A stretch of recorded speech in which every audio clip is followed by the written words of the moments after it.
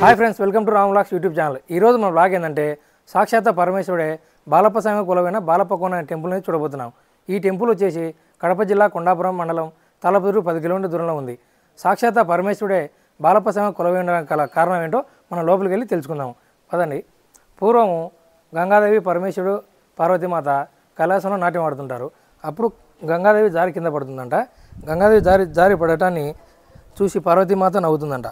ఆ విధంగా పార్వతీమాత నవ్వడాన్ని అవమానకరంగా భావించి గంగాదేవి అలిగి వెళ్ళిపోయి భూలోకంలో ఇక్కడ గుహ ఉంది, ఈ గుహ చోట శిలగా మారిపోయి ఉంటుందంట.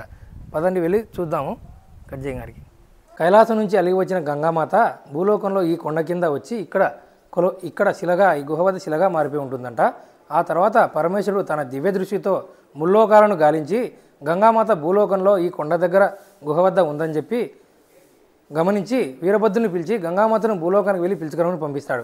ఆ విధంగా వచ్చిన వీరభద్ర స్వామి కూడా ఇక్కడ గుడి ఏర్పాటు చేశారు.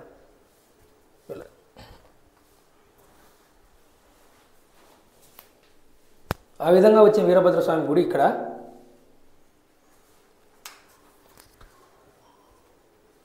ఆ విధంగా వచ్చిన వీరభద్రస్వామి ఈ కొండ దగ్గరకు వచ్చి గంగామాతను అమ్మ అమ్మ అని పిలవగా గంగామాత ప్రత్యక్షమై ఏమిటి వీరభద్ర ఇలా వచ్చావని అడగ్గా ఆ పరమేశ్వరుడు మిమ్మల్ని తీసుకురమని పంపించాడు మాత అని చెప్తాడంట. అప్పుడు గంగామాత సాక్షాత్తు పరమేశ్వరుడు పిలిస్తే తప్ప నేను రానని చెప్పి చెప్తుందంట. అప్పుడు వీరభద్రస్వామి బలవంతంగా గంగామాతను తీసుకురావడానికి ప్రయత్నిస్తే అమ్మవారు కోపతృప్తురాలై నువ్వు ఈ భూలోకంలోనే మానవ రూపంలో జన్మించుగాకని శపిస్తుందంట. అప్పుడు వీరభద్రుడు అమ్మవారి యొక్క పాదాలు పట్టుకొని ఇందులో నా తప్పేమి లేదు మాత, నన్ను క్షమించని వేడుకుంటాడంట. అప్పుడు గంగామాత శాంతపరురాలై నేను పంపించిన ఆ పరమేశ్వరుడు నీకు శాప విమోచన కలిగిస్తాడని చెప్పి చెప్తుందంట. ఆ తర్వాత పరమేశ్వరుడు నందీశ్వరుని పిలిచి గంగామాతను పిలుచుకోవడం చెప్పి భూలోకానికి పంపిస్తాడు. ఆ విధంగా వచ్చిన నందీశ్వరుడి విగ్రహాన్ని కూడా ఇక్కడ చూద్దాం మనం. చూపి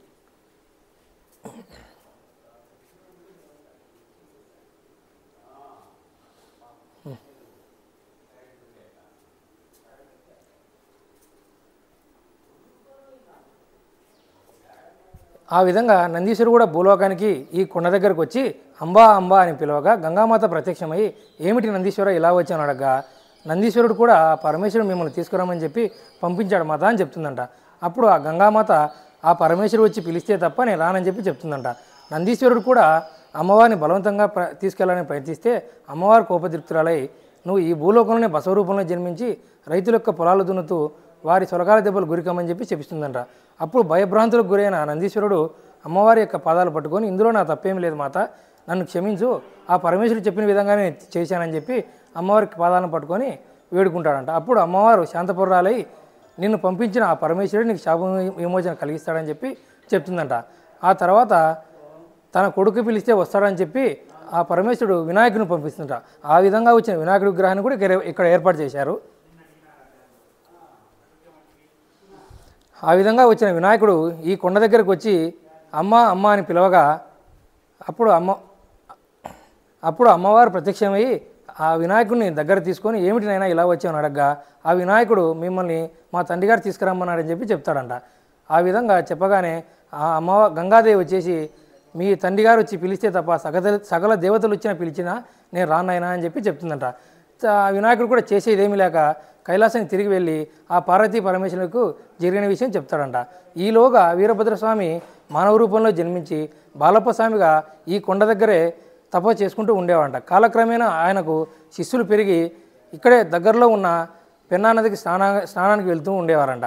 వెళ్తూ వచ్చే మార్గంలో సంఖ్యపల్ల గ్రామంలో రైతుల యొక్క పొలాల మీదుగా వచ్చి వెళ్ళేవారంట.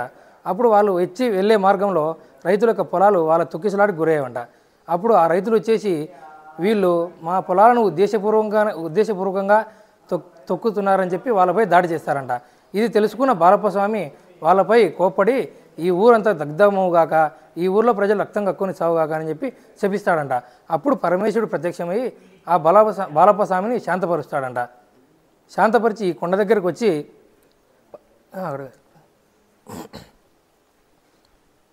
ఇలా రండి,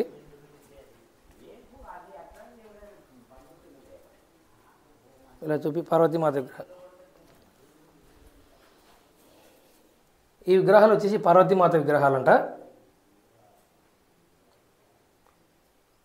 ఆ తర్వాత ఆ పార్వతీ పరమేశ్వరులు ఈ కొండ దగ్గరకు వచ్చి గంగామాతను పార్వతీమాత పిలుస్తుందంట. అప్పుడు గంగామాత ప్రత్యక్షం కాదంట. ఎందుకు ప్రత్యక్షం కావట్లేదా అని చెప్పి శివుడు ఆ పరమేశ్వరుడు గమనించి ఈ పార్వతీమాత నవ్వడం వల్లనే కదా ఆమె ఇక్కడ అలిగి వచ్చిందని చెప్పి ఆమె ఆ శివుని ఆజ్ఞానుసారం పార్వతీమాతను పిలవమని చెప్తాడంట. అప్పుడు గంగామాతను పిలవగా ప్రత్యక్షమవుతుందంట. అప్పుడు ఆ ముగ్గురు కైలాసానికి తిరిగి వెళ్తూ ఆ పరమేశ్వరుడు బాలప్పస్వామికి నీ నామధేయంతో ఇక్కడే నేను బాలప్పస్వామిగా కొలువై ఉంటానని చెప్పి ఆ బాలప్పకు వరం ఇస్తాడంట. ఆ విధంగా ఇక్కడ ఆ పరమేశ్వరుడు వచ్చేసి బాలప్పస్వామిగా కొలువై ఉన్నాడు.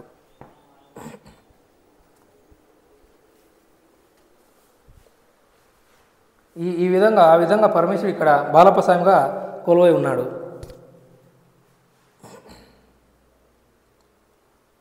ఆ తర్వాత గంగామాత కూడా బాలప్పస్వామికి వెళ్తూ నేను ఇక్కడే ద్రవరూపంలో నీటికి ఏ విధమైన కొరత లేకుండా ఇక్కడే ద్రవరూపంలో కొలువై ఉంటానని చెప్పి వరం ఇస్తుందంట. ఆ గంగామాత కొలను కూడా ఇక్కడ మనం వెళ్ళి చూద్దాము పదండి.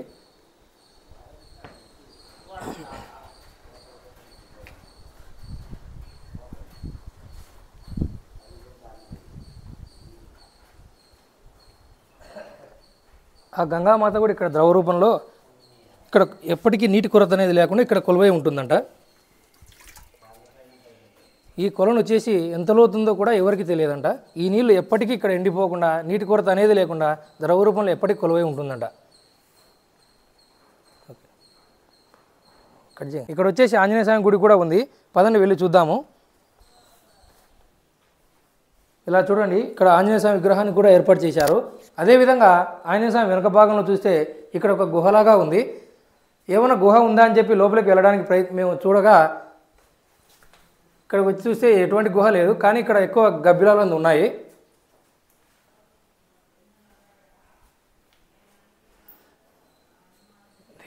పైకి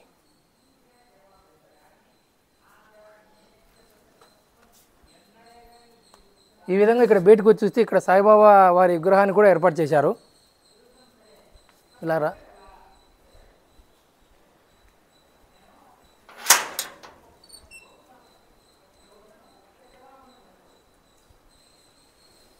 ఇక్కడ వచ్చేసి సాయిబాబా విగ్రహాన్ని పాలరాతో చాలా అద్భుతంగా ఏర్పాటు చేశారు. స్వామివారిని చూపి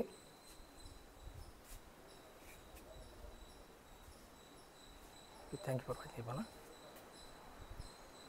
ఓకే పదండి ఫ్రెండ్స్ వెళ్దాము. ఇంకా ముందుకెళ్ళి చూడగా ఇక్కడ అక్కదేవతల విగ్రహాన్ని కూడా ఒక రాళ్ళ రూపంలో ఏర్పాటు చేశారు. అది ముందుకెళ్ళి చూద్దాం. మరి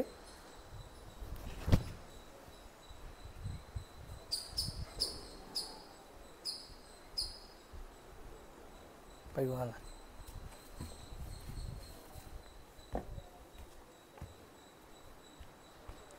ఇలా చూడండి ఫ్రెండ్స్, ఇక్కడ రాళ్ళలాగా ఉన్న విగ్రహాలను అక్కదేవతలుగా వీళ్ళు ఇక్కడ కొలుస్తున్నారు. ఓకే ఫ్రెండ్స్, ఇలా చూడండి, మామూలుగా మనకు శివాలయం అంటే గుర్తొచ్చేది బావిలు లేదా కోనేరులు. ఇక్కడ కోనేరు కూడా ఉంది, అయితే నీళ్ళు అయితే ఏం లేవు.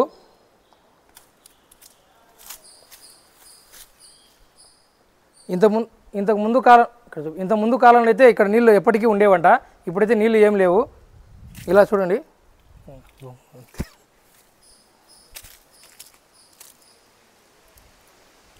Okay friends, thank you for watching. ప్రతి మాఘమాసం మరియు కార్తీక మాసం శివరాత్రి రోజున ఇక్కడ ఉత్సవాలు జరుగుతాయంట. మనం ఇక్కడ ఫస్ట్ చూసాం కదా, గుడి దగ్గర నుంచి ఇక్కడ ఈ కింది దాకా ప్రజలు తండోపతండాలుగా ఉంటారంట. ఇక్కడ అన్నదానాలు కూడా ఏర్పాటు చేస్తారు. పైన సౌకర్యంగా లేదు కాబట్టి అక్కడ బిల్డింగులు కట్టి భక్తులు ఉండడానికి కూడా అనుకూలంగా ఏర్పాటు చేశారు. ఇక్కడ వచ్చేసి ఈ స్వామివారిని కోరుకుంటే తీరని కోరిక అంటూ ఉండదని భక్తుల యొక్క నమ్మకం. Okay, thank you for watching. ఎవరైనా కొత్తగా మా ఛానల్ని చూసేవాళ్ళు సబ్స్క్రైబ్ చేసి మాకు సపోర్ట్ చేస్తే ఇలాంటి మరెన్నో కొత్త ప్రదేశాలను కొత్త టెంపుల్స్ని మేము చూస్తూ మీకు చూపిస్తాము. Okay, bye friends.